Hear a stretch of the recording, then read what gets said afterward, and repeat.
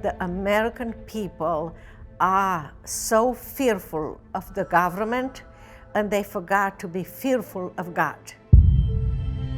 And where the left is leading us now is anything but safe pastures.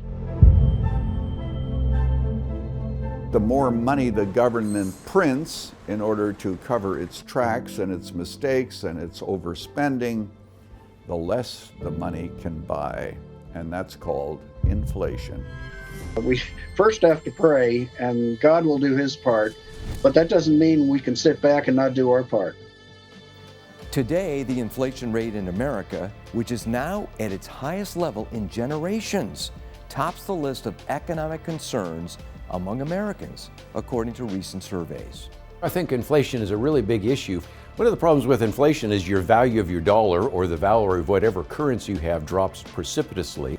You can talk about the inflation rate that we're dealing with right now, but oftentimes on my radio show I hold up a particular bill that comes from Zimbabwe of $100 trillion note in Zimbabwe.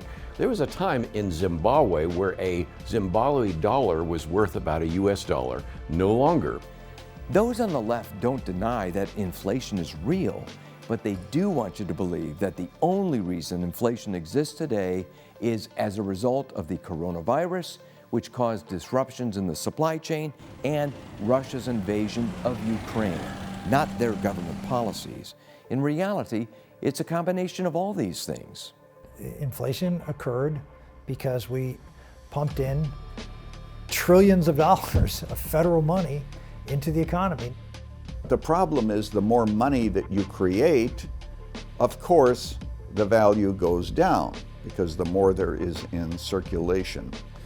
The current inflation that we're seeing in our nation is really the result of printing money and throwing it out into people's hands. During the pandemic, we were paying people to stay home. And there was that time period that as jobs opened back up and people were able to work and find work again, they would make more money by sitting at home.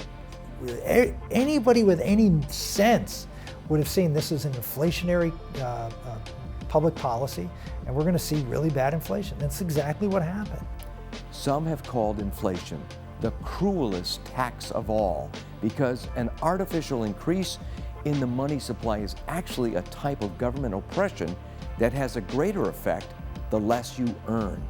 It also redistributes wealth from people who rely on salaries to people who live off assets. It affects people that have a fixed income, or if they're middle income or lower income, because if you think about that, inflation affects things like your food, your energy, and your actual shelters and things of that nature. There is a Christian perspective on inflation, and it goes back actually long before Christ, who simply amplified and reinforced what we learned from the Old Testament, which is that any attempt by government or other people to falsify weights and measures, to degrade the value of a currency, is a sin. The Israelites were condemned by the prophet Isaiah in the Old Testament by the following admonition. He said, "Thy silver has become dross, thy wine mixed with water." And what he was saying was, you've cheapened your currency. You've mixed in cheaper junk metals, as has been the case in so many societies in history. That's a kind of inflation.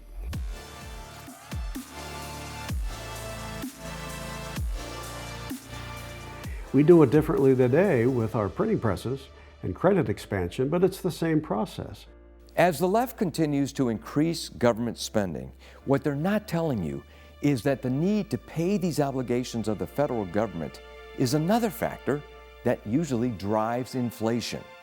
In fiscal year 2021, the federal government spent $2.77 trillion more dollars than it collected. With these types of deficits, the government can cut programs, raise taxes, or print more money. Since the first two of these options are not popular, the government chooses to print extra money.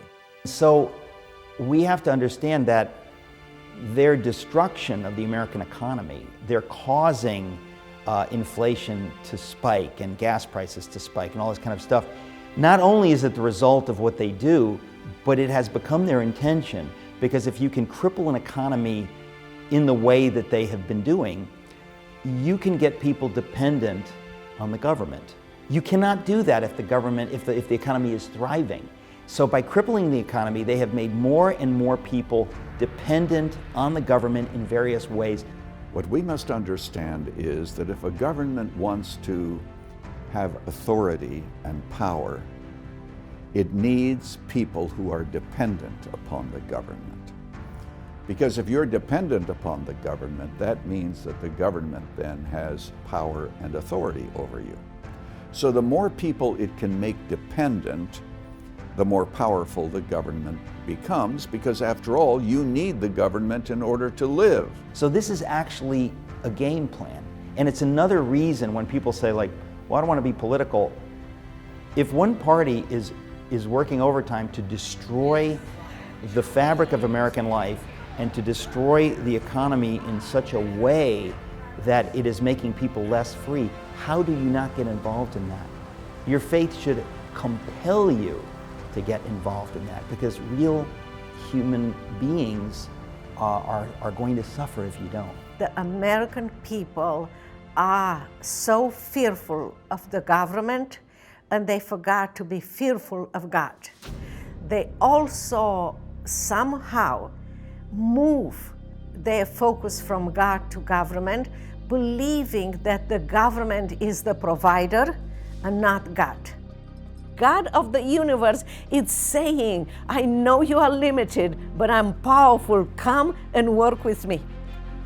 That's our God, and that's who we can be in Christ.